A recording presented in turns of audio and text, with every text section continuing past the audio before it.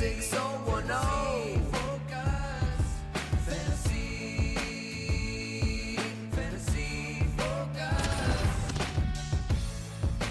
The Fantasy Focus Football Podcast is presented by Geico. Happy Geico-ween, everybody.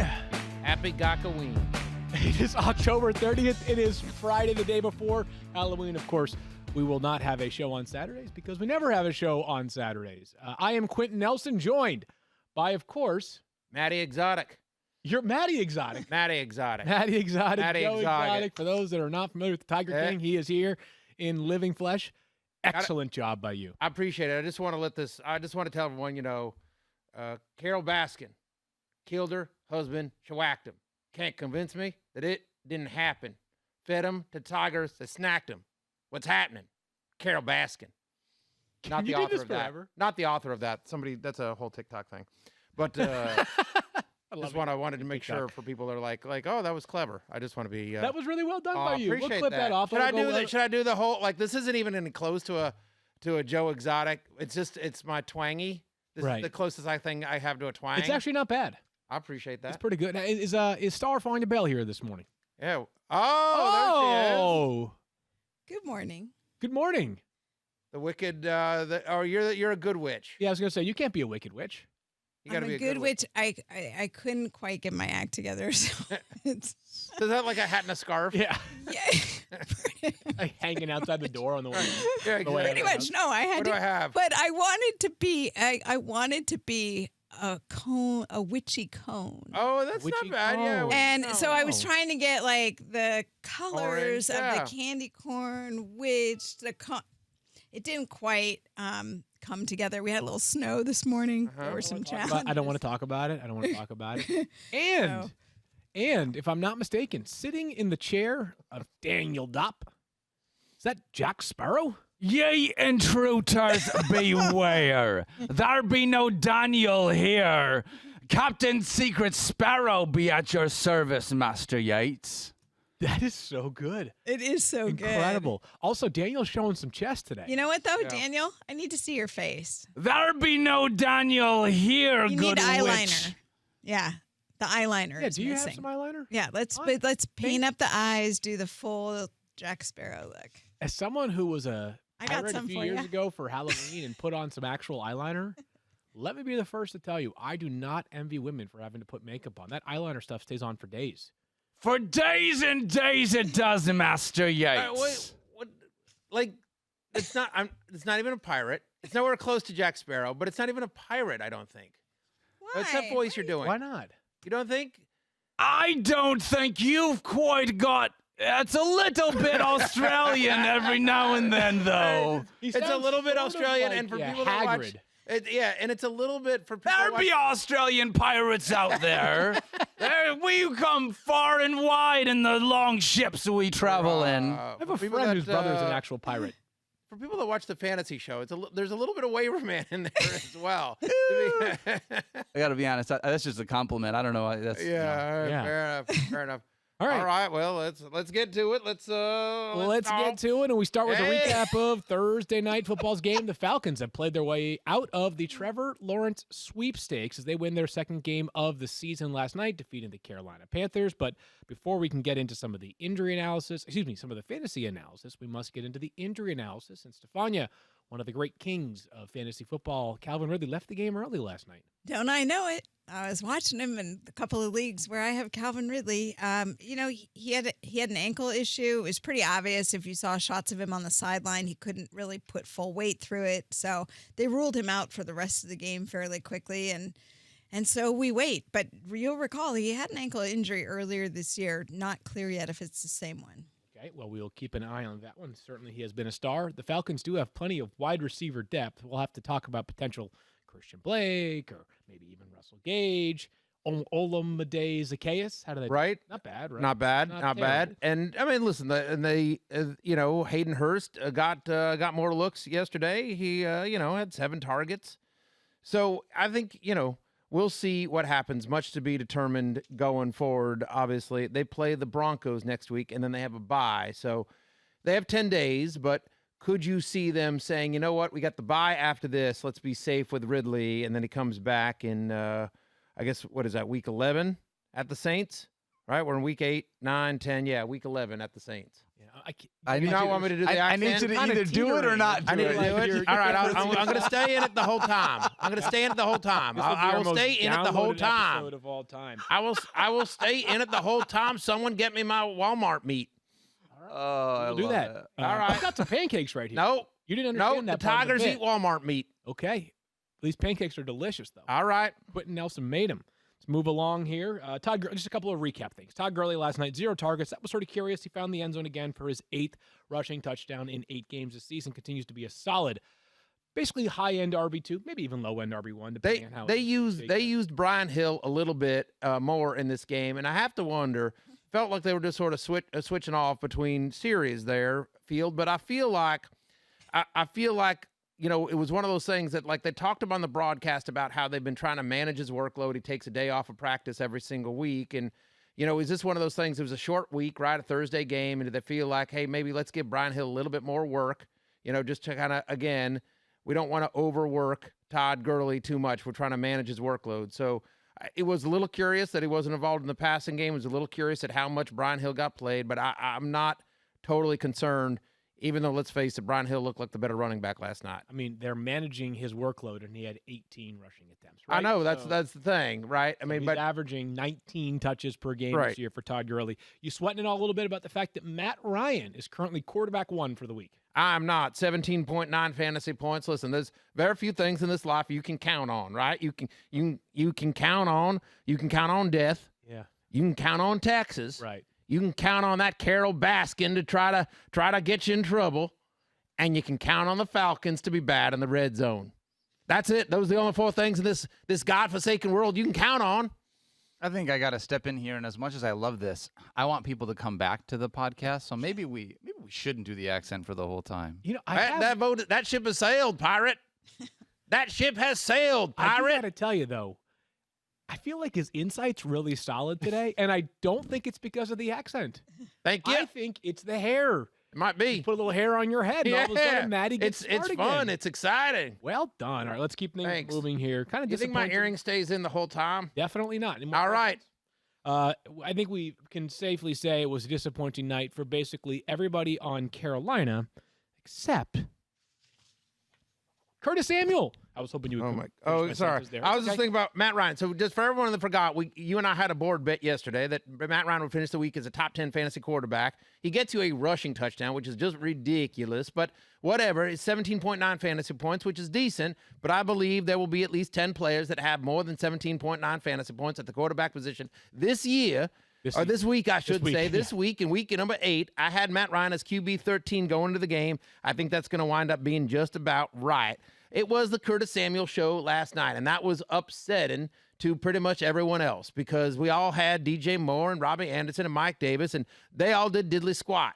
It was all about the Curtis Samuel, who has 2 first names, always a crowd pleaser. I have 2 first names as well, Joe and Tiger. You know what I mean? So, I mean, like, whatever. Those are 2 first names, too. But I'm just saying it was a little upsetting and a little bit weird because he scored 2 touchdowns on 3 touches. You just can't expect that kind of production week in, week out. Second straight week, Field Yates. He vultured a touchdown from Mike Davis, got a run from, 10, 12 yards out, something like that, got into the end zone. Very upsetting to me and all the Tigers. All the felines out there. Yeah, exactly. I'm just curious, do you think anything of this Curtis Samuel?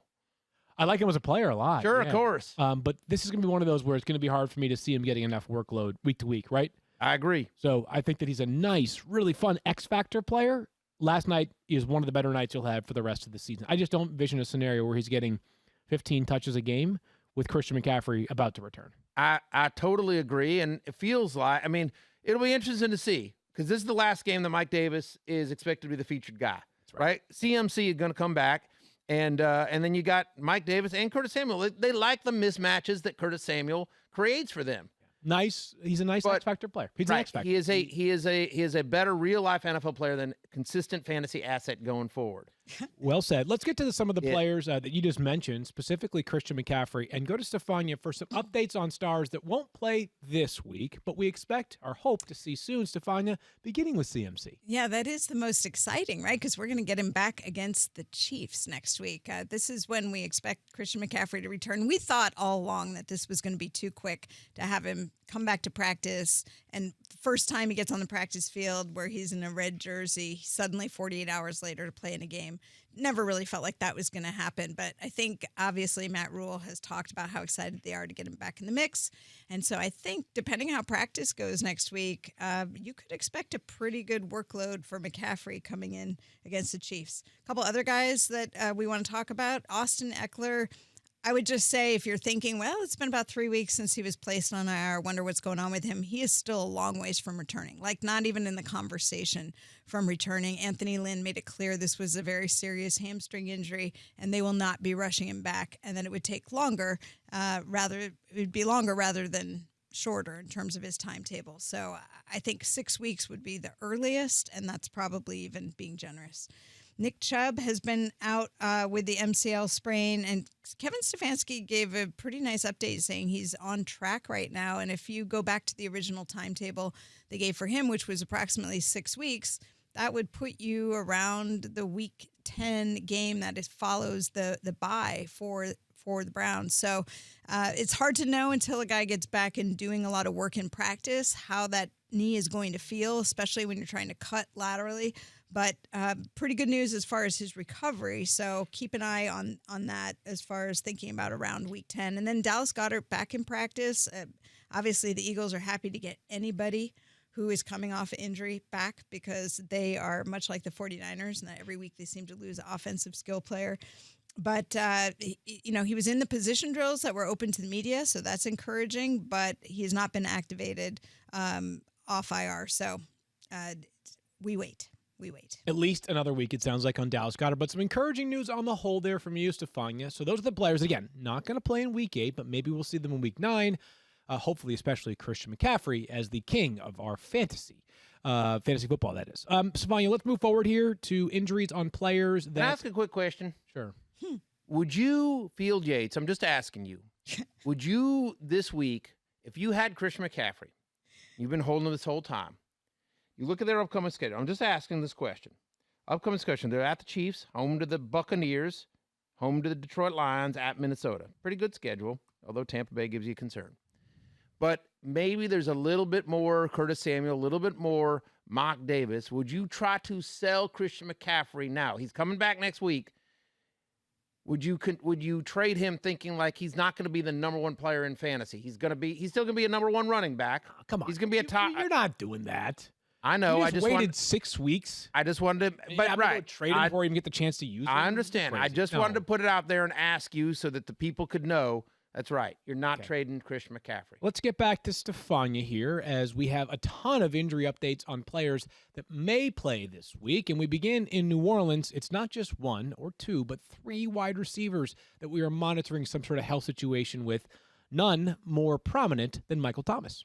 Yeah, I think Michael Thomas is the one we're most interested here. And he was back in a limited practice on Thursday. It's the first time we've seen him at practice since he had the hamstring issue that kept him out last week. I still think there's a possibility that there's no Michael Thomas this week. He hasn't done much. Now, it could surprise on Friday. We know that that's certainly happened before, but think about how cautious they were with him coming off the ankle issue, which reportedly is better. Remember, he was going to potentially be activated. There was the suspension, then the hamstring issue on top of it. They're just not going to risk him for the remainder of the season. I mean, he's already cost so much time. Why would you take a chance if you thought he wasn't really ready to go? And how about his teammates, both Emmanuel Sanders and now Marquez Callaway? Yeah, Marquez Callaway dealing with an ankle issue, but hopefully he'll be able to go. Emmanuel Sanders still on the reserve COVID-19 list. Yeah, so doesn't sound like we'll see Emmanuel Sanders this Sunday. Matthew, just quickly, if you had to throw a dart at a Saints wide receiver this weekend with no Michael Thomas, if he does not play, and of course no Emmanuel Sanders, are you going back to a potentially banged-up Marquez Callaway? Maybe going to try Troyquan Smith one more time after some lightning in the bottle earlier this year? How are you sizing that one up? I like Marquez Callaway, and I know the Saints do as well, but ideally, it's none of that. You're on the road at Chicago. This is a bad matchup. It's a bad matchup for Drew Brees. It's a bad matchup for the Saints passing offense. I suppose if I have to pick one, give me Traquan Smith, who's healthy, but I think it's going to be a lot of dump-offs to Alvin Kamara, and obviously Jared Cook's going to get his looks, and honestly, ideally, it's somewhere else. I believe there will be better waiver wire options for you to play at the wide receiver position than Traquan Smith or or a banged-up Marquez Callaway. The only thing I'll say is that if Michael Thomas is active, you're starting Michael Thomas. Well done right there, Tiger King. That's why you are the king. Stephania, let's go to Green Bay, where there are a few injury updates. Of course, the most important one here is Aaron Jones. Yeah, Aaron Jones, we thought this was going to be not a big deal, right? You know, he had a very mild calf strain by all accounts, spoke with the media before last week's game, and then we thought, well, it makes sense that they're going to hold him out because it was something that was late in the week. Just kind of assumed that he'd be back this week, but he has still yet to practice. And I think if you're looking at what they have coming up, in fact, the Thursday night game next week, it looks like Aaron Jones will be out this week. All right, so we'll plan accordingly with Jamal Williams, who stepped in last week and was RB6 on the week, 21.4 fantasy points. Meanwhile, a couple of other Packers, obviously not quite as important, Stephania, but some injury updates on both Allen Lazard and Mason Crosby. Yeah, Allen Lazard had that core muscle repair, if you'll recall, and I think everybody's just been excited that he's been spotted, back at practice. But typically, I would say it's usually a 6-week return on these, and then it's very individual from one guy to another as to whether they're able to be effective right when they come back. We've seen guys who've had this injury and they think, they can get back on the field, but they still struggle to perform. So keep an eye on Allen Lazard. It's not going to be this week. And Mason Crosby, I think Friday is going to be a big day, dealing with 2 issues, calf and back. The Packers every week this season have been working out a kicker, and they've been doing so just in case. Because with the COVID-19 protocols, you can't just call someone on Friday if your kicker's out. You got to have someone in the system, so to speak. So we'll monitor that one on Sunday morning, because if you have Mason Crosby, Packers offense is good enough to help him get multiple field goal or extra point attempts any given weekend. Dalvin Cook, let's get to some good news to find you here. Yeah. Finally, something we can look forward to. Yes, the return of Dalvin Cook. And I think people might have noticed that he was listed as limited in practice, maybe been a little concerned, but I would say you should not be. They are saving him up for the weekend. Gary Kubiak said that they do not plan on a snap count for him, that based on how he's looked in practice, there is no reason to think he'll be limited at all. Yeah, and I know that this team probably has a season that's gone by the wayside, but you got to beat the Packers. This is one of those games that really matters for the Vikings. Pair of Eagles updates to find. We begin with Miles Sanders. Yeah, Doug Peterson's calling him day-to-day, but he still hasn't practiced. Remember, it was a knee issue. Again, here's one where he had a knee sprain that was reported as mild, and we kind of thought, okay, he was out for a game. We'd see him back, but he has yet to practice. Friday could be a big day, especially since they're calling him day-to-day, which, for reference, they were calling him week-to-week initially. So there is some measure of an improvement, but we have yet to see him do anything on the practice field. So as of right now, it looks like Boston Scott again. Jalen Reagor, you'll recall, has missed 5 games after his ulnar collateral ligament in his thumb was surgically repaired. He is back at practice, not yet activated though, but was practicing returning punts in practice, which is an encouraging sign that they're looking for him to do everything. So possibility there. It doesn't do anything to Travis Fulgham, does it for you? I mean, I don't believe so. I believe what will happen is that I believe Jalen Reagor plays on Sunday. Okay. There are reports out there, and I believe that to be the case. So I believe you will have Travis Fulgham at the X. You will have Jalen Reagor at the Z. You'll have Greg Ward at the slot. You'll have Richard Rodgers as their tight end, and I like all of them. You know why? Because they played Dallas, and I like everyone that plays Dallas.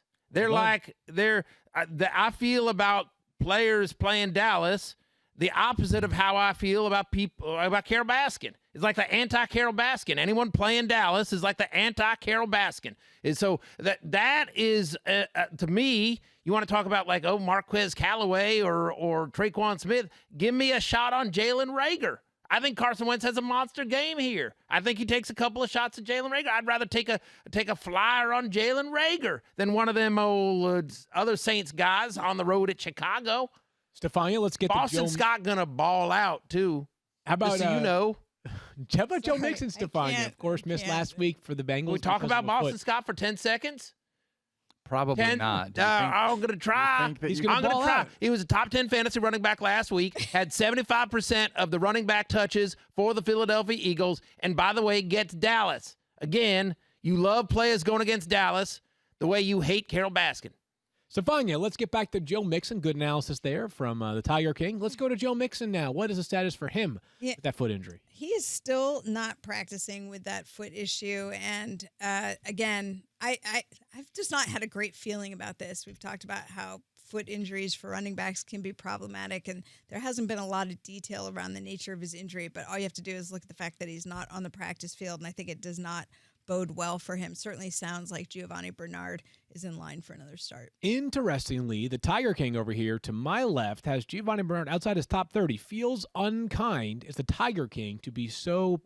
now, to be clear, that is what we've talked about this, and I don't want to get into a whole behind-the-scenes inside baseball thing on our rankings, but at the moment, Joe Mixon has a projection on our site. When I have to go by the projections. And he does not, but that's okay. He does not. Then we will remove that, and I will have Giovanni Bernard as a top 15 fantasy running back. When I looked at my rankings, when I take my rankings, Mixon still had a projection there. But yes, if Giovanni Bernard is a must start, if Joe Mixon is out, and listening to the cone over there, sounds like he's not going to play.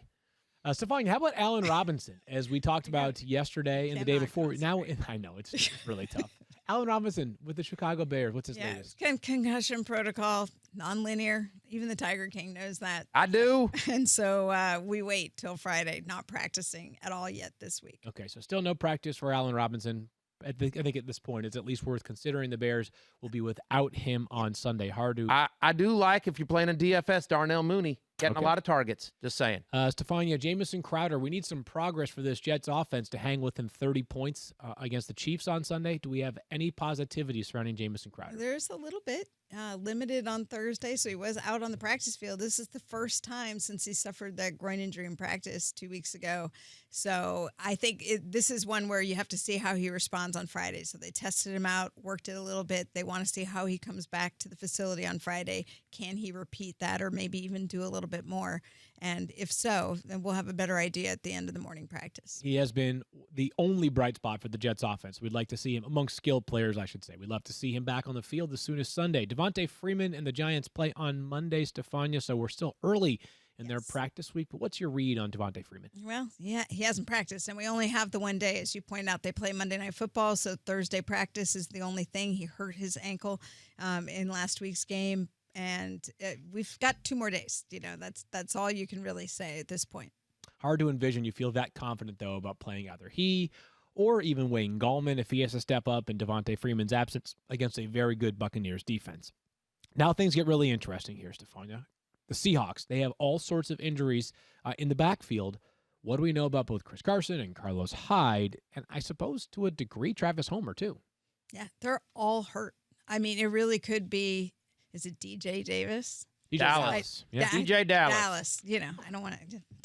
Dallas and Seattle. Yeah. Could be Dallas and Seattle. Yeah. All day. DJ Dallas is the best Dallas in the NFL right now. Well, because you've got.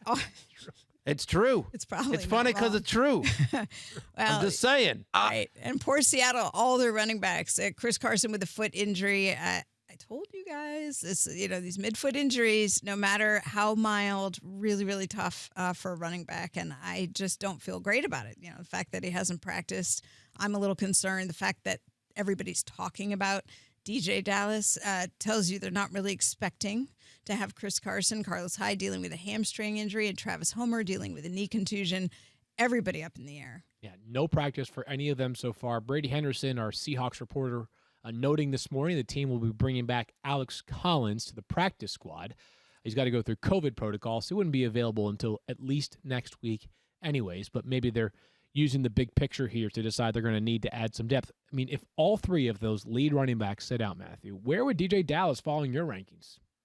He would probably be top 30-ish. Listen, you don't love the matchup with the San Francisco 49ers, but I think what you would bank on there is you would bank on volume, and you would bank on the fact that he has a part of the passing game, right? As they let Russ cook, DJ Dallas has been out there, been a part of the passing game. They like him there. He's progressed quickly, a fourth-round rookie. We talked about him over the week. And so, again, I would lower expectations, but do I prefer him to the Wayne Gallmans of the world? I do. You know what I mean? Like in terms of you're sifting around trying to find a fill-in running back for the week, I think DJ Dallas would be a very viable flex play if all those guys, as Stephania mentioned, are not playing this week. And, I know that other people have said that Carson might be a game-time decision, that Carlos Hyde might be a game-time decision. But right now, as we sit on a Friday morning, it does not look promising for NSC Hawks running back not named DJ Dallas. Philip Lindsay, Stephania, has missed a couple of days of practice because of a concussion. Any chance he plays on Sunday? Well, he already accomplished the first step, which is he got back to a little bit of work yesterday. And so as with most things, but particularly with the concussion, you want to see how the player responds to an increase in activity. So yesterday was a big test, limited practice. If he does well with that, then they have him return for practice. He would still have to be cleared by the independent neurological consultant before he could return. But yesterday was the first glimmer of hope that he could potentially be back. I think we'll all treat the Broncos' backfield still as Melvin Gordon 1, Philip Lindsay 2, and Royce Freeman a distant third. But it will be interesting to see if Philip Lindsay does play on Sunday, how much time he gets, because he has run well for the Broncos recently, and Melvin Gordon has been fine too, but Philip Lindsay, just a solid player. Tyler Higbee. Just something to think about, and this is something I know quite a bit about, and that's revenge. Revenge is something that Matty Exotic understands very, very well. And just remember, the Broncos playing the Chargers. There's some bad blood between Melvin Gordon and the Los Angeles Chargers of Anaheim. So I just think you should think about, I do think Melvin Gordon gets into the end zone this week. Just a gut call, but I believe one way, by hook or by crook, and I know about those two things myself either as well. I'm just saying, by hook or by crook, Melvin Gordon gets in the end zone this week. That's a bold prediction from old Matty Exotic. I mean, in the Chargers' defense, they offered him a 3-year, $30+ million extension. He said not no good enough. And he got 2 years for $16 million. Whatever. Okay. I'm not going to sit here and judge a man's decisions. We've all made poor ones. Yeah, that's right, including your hair and your earrings. Yeah, I'm in jail because of some poor decisions I've made. Doesn't matter. Tyler Higbee, Stephania, missed Monday night with the Rams. Hasn't been the same fantasy superstar this year as he was down the stretch last season. Any chance he plays this week? Yeah, I think so. I mean, it's just disappointing because I really thought he'd have a breakout year after what we saw late last season. But at least as far as the injury he's dealing with now, he banged his hand on something in the prior game, and he just wasn't ready to go by Monday night. But it was up in the air really until the day of. So I think that bodes well for him back to limited practice again this week. I think it's more likely than not that Tyler Higbee does play. Got it. And how about Andy Dalton, Stephania? Obviously, that nasty hit this past weekend left him with a concussion. Any chance he goes on Sunday? I'm just not feeling it. They talked the first day that he was able to participate in team meetings, kind of the general team meeting, but not position-specific meetings. And then yesterday, he was able to participate in the quarterback meetings, but he was not able to practice. And I think they're going very slowly with him, and rightfully so. I don't think you see him this week. I'd be surprised as well. We talked about this earlier in the week, operating under the presumption that he wouldn't play, Matthew, that in terms of how it impacts the Cowboys' skill players, you're still playing Amari Cooper. He's Amari Cooper, and he did play pretty well last week with Ben DiNucci under center. He did. He'll be shadowed by Darius Slay, which is a cause for concern. But you're still starting him. You're still starting him, but you're lowering expectations. You're still benching Michael Gallup because he has basically been a bench player for much of this season.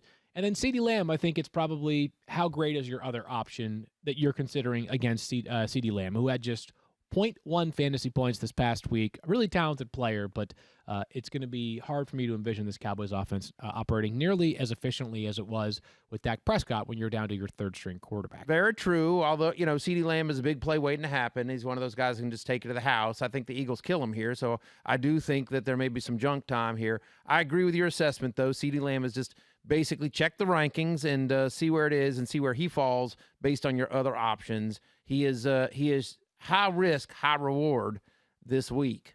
Both Chris Godwin and Deebo Samuel were previously ruled out, and yesterday we learned that Julian Edelman would miss some time. Stephania, do you have any sense on what some means in this case? No, just multiple weeks.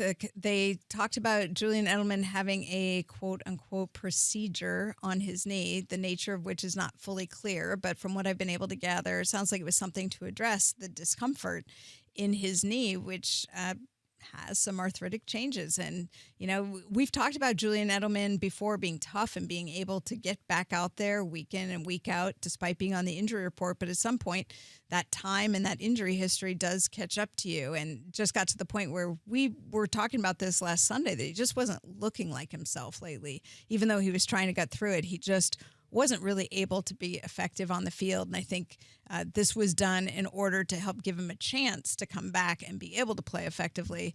But we're talking multiple weeks, I would imagine, at least 2 or 3. Yeah, we'll see whether the Patriots put him on IR today or tomorrow, which will rule him out for at least 3 games. Then again, I'm not sure they necessarily need to right now because they are already down, I think, a player or 2 from the 53-man roster. So we'll see on Julian Edelman. It is depressing for me to say this, Field Yates, but the fantasy impact of this move is almost nothing. There is not one Patriots player you feel confident about starting this week. And until further notice, there's not one Patriots player where you feel like, I got to get that guy in my lineup. Like, we need to see it before we can trust it. And that goes for Cam Newton, any of the pass catchers, any of the running backs. I'm just honestly like, there's not one player on that team that you feel like, I got to start that guy. We got a lot of stuff to get to, so we'll get there in just a moment. But first, how do you banish high rates on car insurance? You switch to Geico during Geico-ween. Not bad. October is their favorite time of year, and the folks over at Geico have been working even harder to cast out high rates and craft just the right policy for you and your family.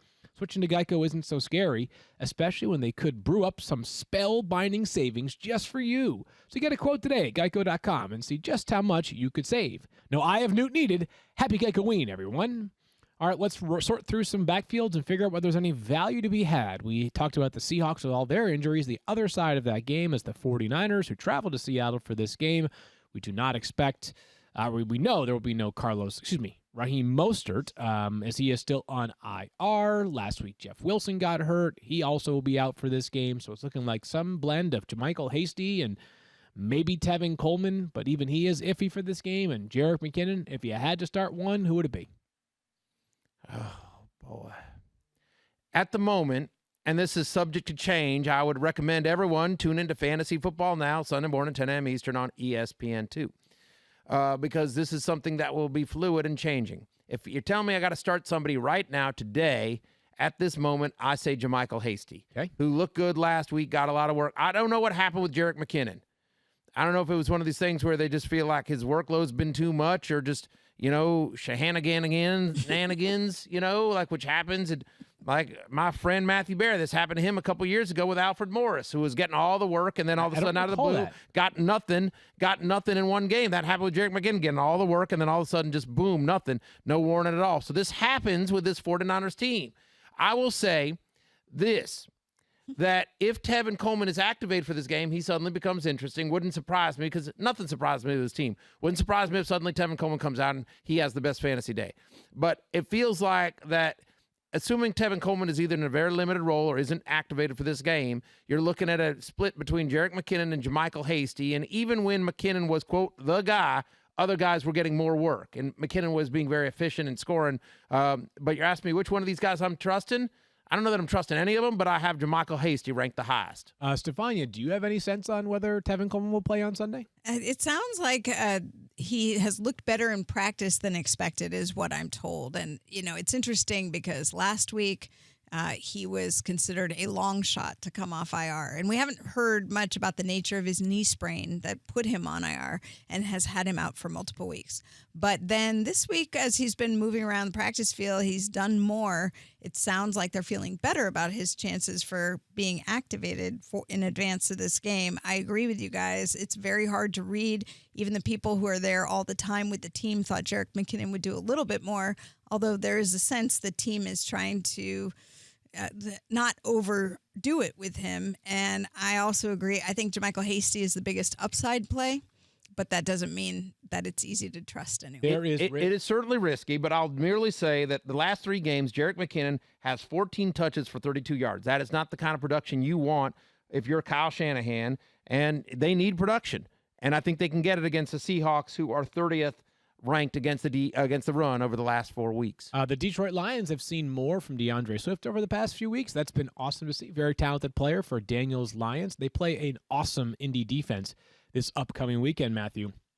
Any confidence whatsoever in playing DeAndre Swift this Sunday? A little bit. Listen, it's not a good matchup. The Colts are very good defensively. They've had 2 weeks to prepare, and obviously Adrian Peterson is still there, right? I mean, Adrian Peterson has 11 carries in 4 straight games, right?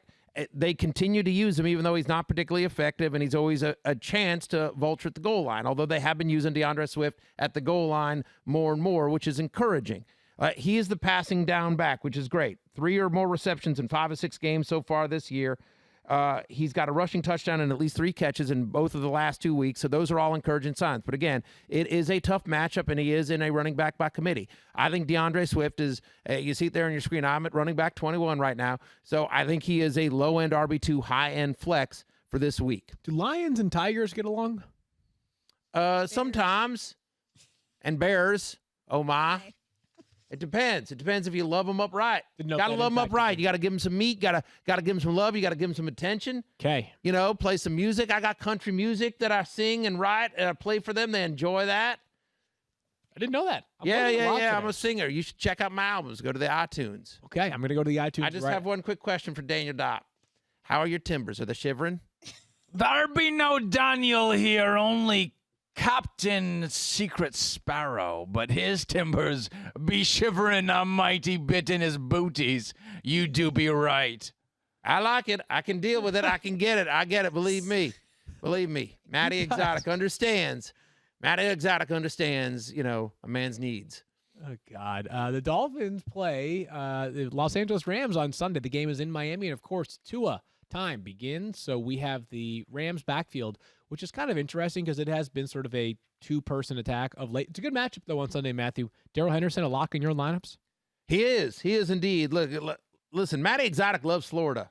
I love the Gators. I love the swamps. I love the Tigers there. I love everything. I love Florida men. You understand what I'm saying? Like, just you always think about Florida man. That's I feel like I should have been a Florida man in another life. But you asked me about Darrell Henderson, and I will tell you that this is somebody who's getting a big workload, at least 72 touches in 3 of the past 5 games, right? He's gotten over 77% of the Rams' red zone touches. And you think about this Miami Dolphins defense that is the 6th worst in the red zone. I feel like those corners of the Miami Dolphins secondary are so strong. Field Yates, they are so excellent that I feel like the way you attack this team is you run the ball. And so I know Malcolm Brown got the touchdown last week, but Darrell Henderson, to the eye test and to the numbers, has been the better and most effective running back for the Rams this season. I expect him to have a big game on Sunday against the Miami Dolphins. Give me all the Darrell Henderson this week. Let's move to the Chargers who play the Broncos, as Matthew mentioned, a revenge game for Melvin Gordon.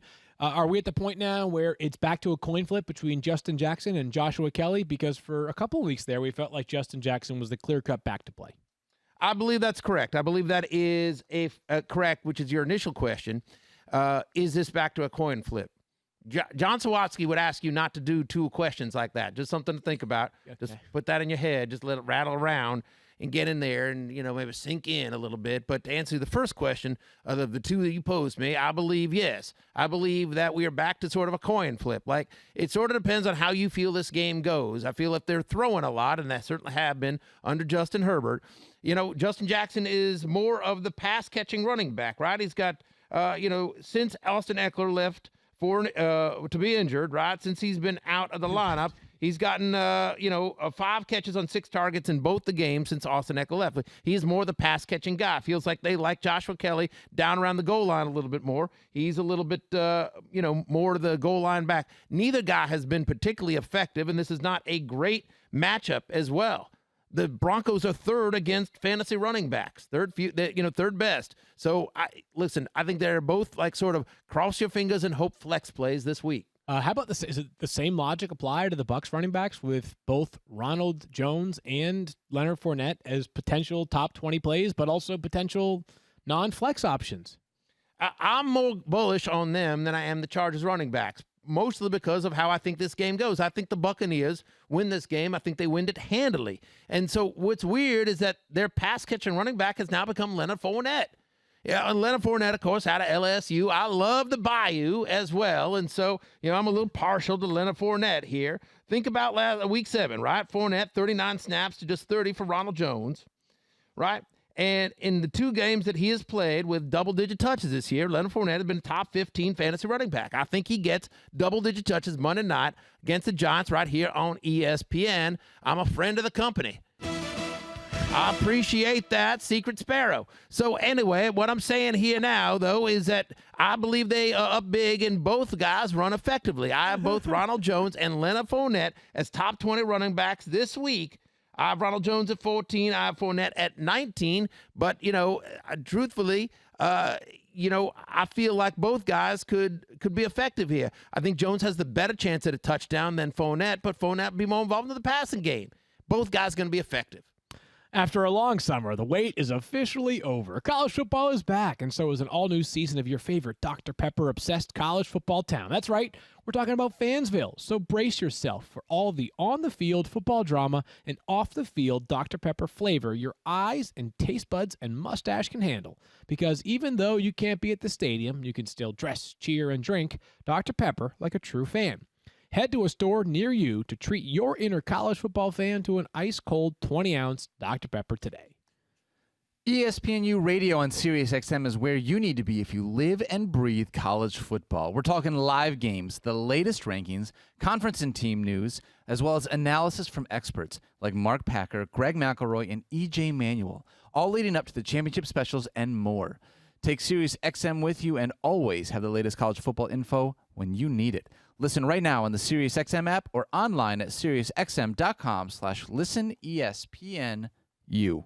Let's move things forward here to some of our quarterback streaming options for the week. We'll pick up the pace as well. Matthew, you, sir. Who's Matthew? I'm sorry. What's your name again? Matty Exotic. Matty Exotic. Some Thank call you the Tiger King. Some also refer to Joe Burrow as the Tiger King. That's what we called him right after he was drafted by the Bengals. Is he a king in your lineup this week? He is indeed. He's the true Tiger King. I'm not going to try to take the title away from him, and I believe that continues this week. Think about Joe Burrow. Joe Burrow made my friend Matthew Berry's love list this week, and rightfully so. Right? I mean, the guy throws it a ton. Leads the NFL in pass attempts, 41.9 per game. Right? And when you pass in a lot, he's got over 300 passing yards in 5 of the 6 games he's played so far this year. When you pass in a lot against a defense that's bad, good things going to happen. Tennessee giving up. Tennessee is 19th against fantasy quarterbacks. They allow almost 20 fantasy points per game. They are bottom 10 in the NFL in terms of pressure rate, passing yards allowed, touchdown passes allowed, and points allowed. They're 17th in points allowed. This is a good matchup because we think Tennessee going to have no problem moving the ball against my Bengals. And so, yeah, give me some Joe Burrow as a top 10 play this week. Not quite a top 10 play, but not far out is Derek Carr, who plays the Browns in a great matchup. The Browns, I believe, are on pace to allow the most points through half of a season in franchise history. If they're not on pace, they're very close. And that is an accomplishment. Anytime you can get in the record books for every reason, you take that. So congratulations to the Cleveland Browns organization. It doesn't matter if it's good or bad. It's just about the publicity. And so if your Browns organization get into the record books for the worst defense, they're going to remember that. People going to remember that. Just remember, look, take it from me. I'm a Brandon expert, okay? Derek Carr also makes the love list this week. Right? You mentioned the Cleveland Browns and that defense, right? They allow the 3rd most passing yards. 3 straight quarterbacks to face Cleveland have scored 25 or more fantasy points. In fairness, Josh Allen, Patrick Mahomes, and Tom Brady. Not saying Derek Carr is one of those 3 guys, but I will say he's actually been pretty good. Multiple passing touchdowns in his past 3 games, over 19 fantasy points in 3 straight, 4 of his past 5. And then you think about this Cleveland Browns defense, as you mentioned, young Field Yates. They allow a touchdown on over 5% of passes. They allow a touchdown at the ninth highest rate in the NFL. So, yes, I believe Derek Carr is a very viable streamer this week. And if actually you look at his schedule coming up, it's a pretty good one here. I'm as a top 12 quarterback this week, and I do think he's a very viable streamer for the immediate future. All right, good stuff there. They really need to pick up the pace in terms of vertical shots down the field in Las Vegas because that part of their offense really unlocks a lot. Let's get to the Henry Ruggs is a coming.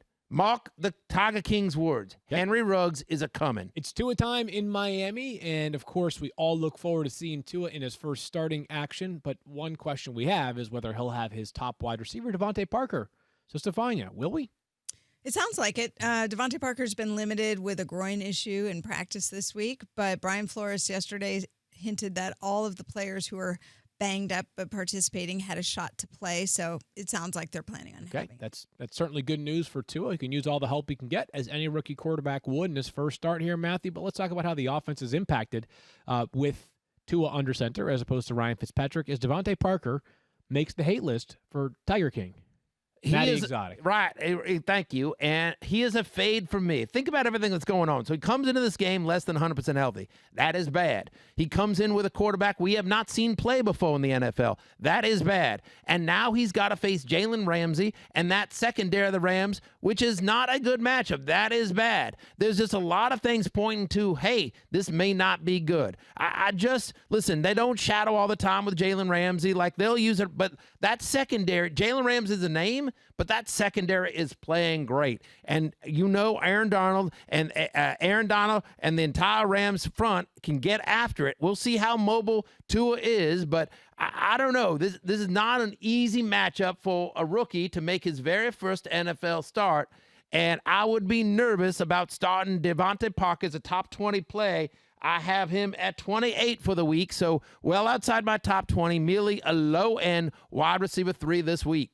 Is Mike Gesicki at all impacted by Tua starting, or is this just one where your ranking is dependent upon how lucky you feel because he could have a touchdown or he could go for 0 catches? We've seen both this season. That's exactly right. Like, it is a little bit of just a bit of a dart throw. What you're hoping here is that, typical rookie quarterback looking for the tight end, kind of a safety valve, if you will. You also think about how good the corners are for the Rams and to maybe just try to attack the middle of the field. But I was very concerned, Field Minister Yates. I was very upset and angry when I saw how much Adam Shaheen played before the break. And man now, too. So I know, and so it just makes men nervous for Mike Gesicki. Now I'm banking on the talent. I'm banking on the fact that try to attack the middle of the field. But yes, it is a little bit of a dart throw when you're talking about the pass catchers, specifically the tight end position on the Miami Dolphins. Let's talk about a couple of wide receivers who have some opportunity this week, beginning with Brandon Ayuk of the 49ers, first-round pick, their second of 2 first-round picks, who is clearly the kind of player that looks the part. He looks the part. He's been awesome after the catch. He had over 110 receiving yards this past week. And what I'm sort of hoping for, and I don't have any evidence that this is definitely going to happen, is that no Deebo Samuel means that Brandon Ayuk becomes Deebo Samuel for at least a week or two. And what I mean by that is Deebo Samuel, over the past 2 games, has been catching a ton of passes. But really, it's been Jimmy Garoppolo handing the football off 18 inches forward, right? Correct. If we could have some of those touches for Brandon Ayuk instead, he could be a top 20 wide receiver play this week. I have him ranked as such. I have him ranked as a top 20 wide receiver. He makes the love list here. Brandon Ayuk is a very talented player, versatile, fast. To your point about what they do with Deebo Samuel, they manufacture touches for him, Field. They manufacture touches, and I believe they will do the same for Brandon Ayuk in a game in which they will need to score because we know how well the Seahawks offense is playing. So you got to keep up with Seattle. And that defense, by the way, is not good. There is no team in the NFL worse against opposing wide receivers than this Seattle Seahawks. And so you think about no Deebo Samuel in this game, and all due respect to Kendrick Bourne and the remaining wide receivers in San Francisco, Brandon Ayuk is the number 1 guy. He's going to be the big pass catcher for the Niners, along with George Kittle, of course. And so past two weeks, Deebo Samuel, over 25% of the Niners' receptions, 24% of their receiving yards. And as you mentioned, there is no Deebo Samuel. So where does all that production go in a very good matchup? I believe a lot of it goes to Brandon Ayuk, who I have as a top 20 play in Week 8. Stephania, before we can talk about Scotty Miller's outlook, how's he doing on the health front? Well, I think this is going to be a routine, Field, that he's on the injury report listed as limited every week. He's like our new Julian Edelman. He's, he's Brady's outlet, and he's on the injury report every week, but shows up to play. Hip and groin issue, it hasn't changed. But, and we've only got the 1 day of practice because it's a Monday night game. But I see no reason to think he would do anything but play. Okay, well, with him likely to play on Monday night, pretty good outlook for him as well with no Chris Godwin. Matthew, probably the last week that you can count on Scotty Miller as Antonio Brown returns or is eligible to play. Next week, in Week 9, you in on Scotty Miller for 1 week?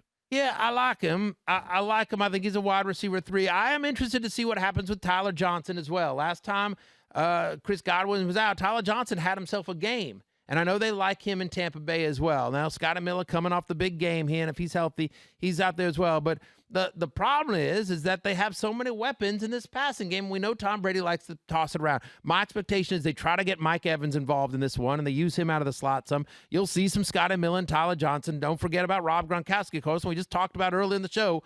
Leonard Fournette is part of this passing game now. And so they just I think Scotty Miller's got a shot, but he is a wide receiver 3-4. He's in that range, right? He's there. He has a low floor. Like, it wouldn't surprise if he does nothing. Also wouldn't surprise if he's 8 for 9 in a touchdown on Monday night. There's just a wide range of outcomes there for Scotty Miller. I do believe Tyler Johnson be more involved than people think.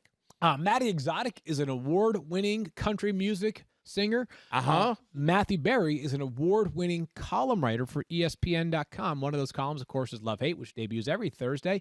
I sometimes skim it. Let's get to a couple of players that make your love and hate. Can I just say something for my friend Matthew about his recent column? If you haven't read it, it's up on ESPN.com. I'm a friend of the company. And I've gotten some feedback about this week's column. A few people thought my friend Matthew was a little bit too mean. And I felt like, you know what, talking to Matthew, he feels like, so no intention to be mean. No intention to be mean, but like a little bit of tough love. Like, you feel like people wrote in emails and Matthew responded in kind, and Matthew felt like, hey, you know what? I want to give you this feedback before you get it when it counts, when you're sending it into a potential job application or somebody that can potentially help you. So the thought process was there, like, let me give you some hard truths, or let Matthew, my friend Matthew, give you some hard truths, before you make that mistake. But no hate was intended at all. Matthew's all about love, all about teaching, all about making people feel better. Me personally, I'm all about Tigers, and I'm also all about love. Okay. Football players I love. Well, then you know what we're going to do? We're going to pass on the hates and just get into the loves right now. All for right. This segment. We begin with Jonathan Taylor. The Colts back off their bye in a good matchup against the Lions. He is. I don't know if you're aware of this. Okay. Secret Sparrow. But the Lions, bottom 5 in the NFL this season in rushing touchdowns allowed per game to running backs. The bottom 5 in rushing yards allowed per game to running backs and fantasy points allowed per game to running backs. They give up a league worst They give up a league worst 9.2 yards per reception to running backs. Okay?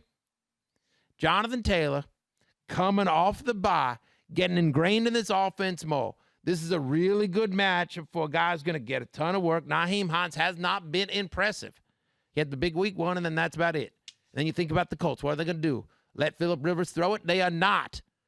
Jonathan Taylor going to get a huge workload against one of the worst run defense in the NFL. Give me all the Jonathan Taylor this week. A top 12 play for me. He's been pretty solid filling in since Marlon Mack went down, obviously, due to injury. He's been pretty solid, but it hadn't been what you expected. I believe coming out of the break, out of the bye, a rookie running back, I believe he's more ingrained in that offense, what they want to do. They've figured out how to use him, how not to use him. I expect a big second half for Jonathan Taylor, and it starts on Sunday against the pathetic Detroit Lions. Matty Exotic has played plenty of show in Dallas. The Eagles play Dallas on Sunday night. It's at Philadelphia. You love yourself some Travis Fulgham. I take that. Is it at Philadelphia? It's at Philadelphia. Yes, it is. It is. The game is in Philadelphia. Love yourself some Travis Fulgham in this game.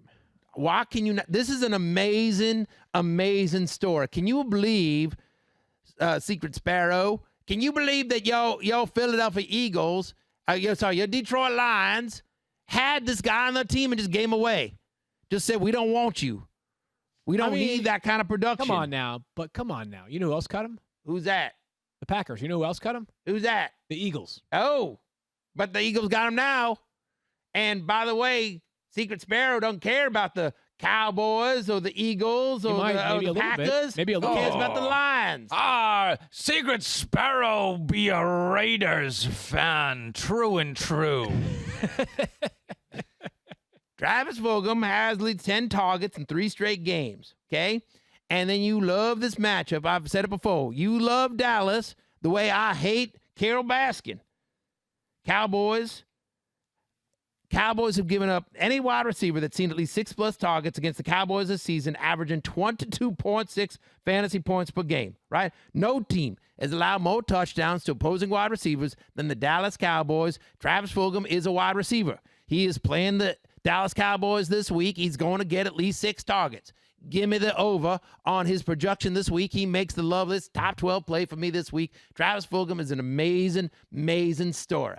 We are coming very close to the end of the show, so let's rip through a couple of players. That is a shame. Couple of I don't know. Maybe it might be good to not. I'm going to talk like this all day long. You know, you know what Matty Exotic reminds me of? You know those I dogs that have the hair that falls over their eyes, and you're always wondering, like, do they just see life like this, or do they try to constantly move the hair out of their face, which they're unable to because they're dogs? You remind me of one of those right now. I appreciate it. Yeah. That may not be the old reason, too. It might be just because that's how it is stuck underneath the hat.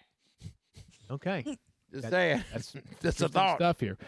Alrighty, let's keep on moving here, Matthew, to a couple of players. Again, let's talk about potential confidence levels, and then we begin with Josh Allen playing the Patriots on Sunday. Confidence level?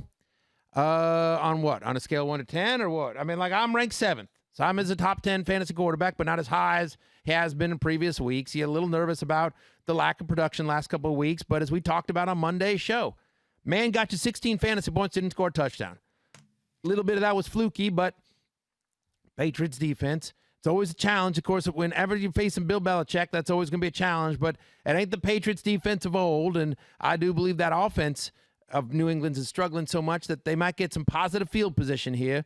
I have Josh Allen as a top 10 play. By the way, Stephon Gilmore for the Patriots limited in practice yesterday with a new injury. It's a knee issue. We'll see if he plays on Sunday. Cam Newton outside of the ball, Matthew.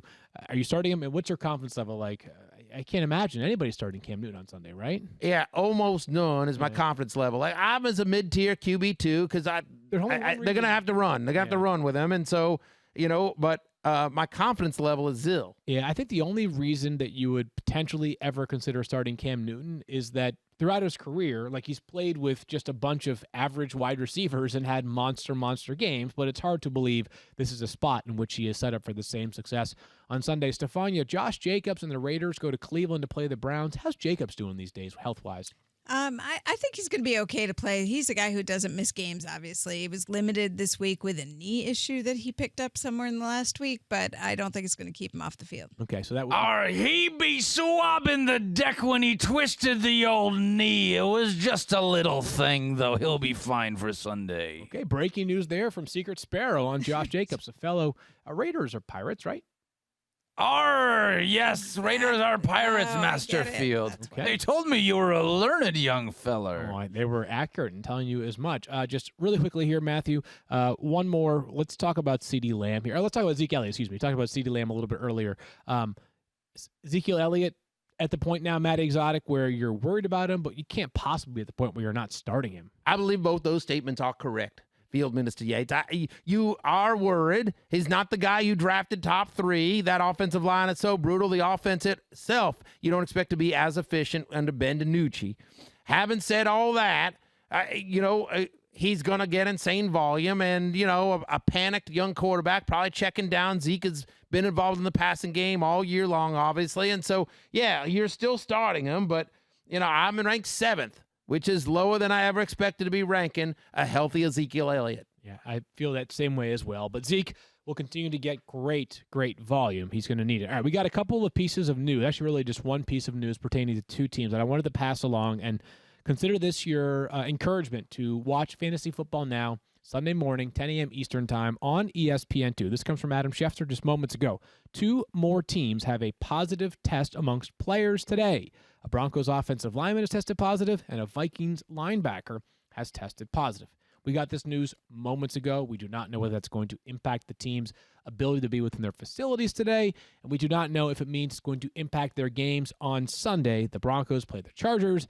The Vikings play the Packers. More to come. Again, through not just Fantasy Football Now on Sunday at 10 a.m. Eastern Time, but also on Twitter. Make sure you're following at Matthew Berry, TMR, at Stephania_ESPN. And I am at Field Yates if you feel so inclined. Anything else to cover? You have less than 1 minute to say anything you want to empty the vault on right now.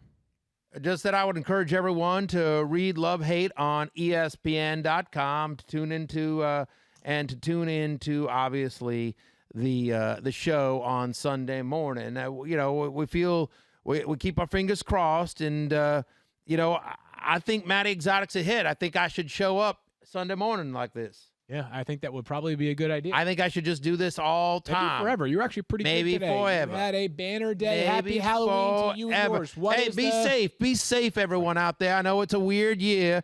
Just, you know, I hope you enjoy it. Hope you enjoy it with the kiddies, but also just remember to be safe. We appreciate that. We appreciate everybody. So ask everyone to be safe this Halloween. For Matty Exotic and Secret Sparrow and Stephania Bell, I am Field. We'll see you guys on Monday. But first, Sunday, Fantasy Football Now. Talk to you then. Peace out. Oh, by the way, new Halloween episode of the Fantasy Show on ESPN Plus is really good. Woo-hoo, check that out. Be sure to check that out.